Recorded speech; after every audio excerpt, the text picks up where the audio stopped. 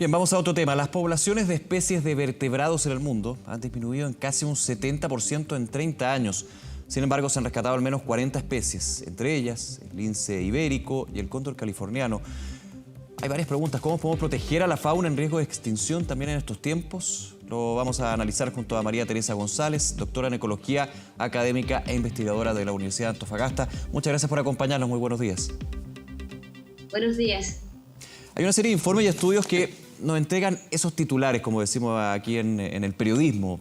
70% de las especies se han extinguido o ya están en peligro de extinción. Es un número bien alto. Pero quizás la buena noticia es que hay otras especies que han logrado recuperarse. Pero finalmente, si lo ponemos en el equilibrio, me imagino que el saldo es bastante negativo, ¿no? Sí, bueno, primero quiero aclarar que yo soy de profesión biólogo marino y hablar de números en términos de especies que están extintas o en peligro de extinción es complejo porque en realidad ni siquiera sabemos cuál es la biodiversidad que tenemos en el planeta. Entonces, si no sabemos cuántas especies tenemos, difícilmente podemos estimar cuántas de ellas se están extinguiendo. Lo que sí sabemos es que hay organizaciones como la IUCN que estudia algunas especies que son carismáticas o que son en distintas áreas geográficas y más cercanas también a la gente, y tiene un catastro acerca del estado de conservación de estas especies. Y en ese contexto, sí, cada año se ha comprobado a través de expertos internacionales que existe una disminución en las poblaciones de ciertas especies de interés. Hablemos un poquito de ese punto, la recuperación de especies. Me imagino que es un proceso difícil, bien al dedillo, de alguna manera tratar de que la mano humana para recuperar una especie trate de asimilar, en lo que se puede, porque no va a hacerlo nunca, a la madre naturaleza. Un proceso largo, difícil y también cuando tienes todo en contra, ¿no? ¿Cómo se desarrolla ese proceso? Mira, es súper compleja el escenario y la respuesta, porque en realidad es generar algún tipo de parche, se generan respuestas tardías. O sea, en realidad nosotros debiéramos tener un enfoque más preventivo respecto de estos organismos, pero ya una vez que entran en el catastro de la especie en peligro, se empiezan a generar ciertos proyectos internacionales para conocer el estado en el que se encuentran esas poblaciones, y de ahí empiezan algunas medidas de mitigación y de protección, básicamente. O sea, acá en Chile tenemos algunas áreas que están en este contexto de protección, pero es bastante complejo porque es un problema que debe abordarse desde un punto de vista multidisciplinario. O sea, tiene que haber biólogos estudiando la reproducción de los organismos, las abundancias, la distribución espacial. Claro. Son distintos aspectos de la biología de estas especies que son necesarios recopilar para poder tomar acciones. Pero sin duda es una tarea que lleva y que toma años, décadas. Considerando también, María Teresa, me imagino que todas las poblaciones de animales, sea cual sea, son totalmente distintas una de otra. Los ecosistemas de por sí son distintos y tomo lo que tú comentabas al comienzo de esta conversación. Es difícil poder dimensionar cuántas especies se extinguen o cuántas se recuperan cuando no tenemos una claridad de, por ejemplo, me quedo en el país para ser un poquito más específico, cuántas especies habitan y dónde habitan y cómo habitan, ¿no? Claro, efectivamente. En ese punto... Es bastante complejo. Sí, por favor. Sí. No quería indicarte que sí que es bastante complejo. Acá estoy viendo algunas escenas y efectivamente en el norte de Chile tenemos el caso puntual del gaviotín, donde se han venido tomando medidas para su protección que ya llevan más de 10 o 15 años. Y se van generando nuevas problemáticas, porque en general el hombre no suele vivir en armonía con la naturaleza en las áreas donde han existido históricamente y naturalmente sitios de hábitat, de anidamiento o de crianza de estas especies.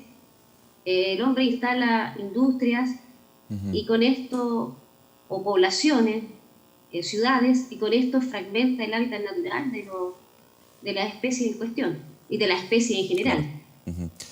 Te pregunto, por ejemplo, María Teresa, voy a lo específico dentro de la gran biodiversidad que existe en nuestro país, lo que sucede en el norte del país, donde hay una fauna bien rica, a veces para la ignorancia de uno, bastante escondida, bastante invisible, pero que está muy presente. Y también hay una actividad del hombre que esa sí que está presente y empieza a aumentar lo que son las ciudades, los polos urbanos, los polos de industria, en el caso del norte del país, la minería, por ejemplo. ¿Cómo se ha ido también complementando la necesidad de proteger a las especies de esos sectores? Principalmente cuando para, digamos, la mirada del común de los mortales puede ser, claro, en el desierto no hay nada. Está muy equivocado, en el desierto hay mucho, hay muchísima vida y muchísima flora y fauna que está conviviendo en un ecosistema que de por sí es altamente delicado.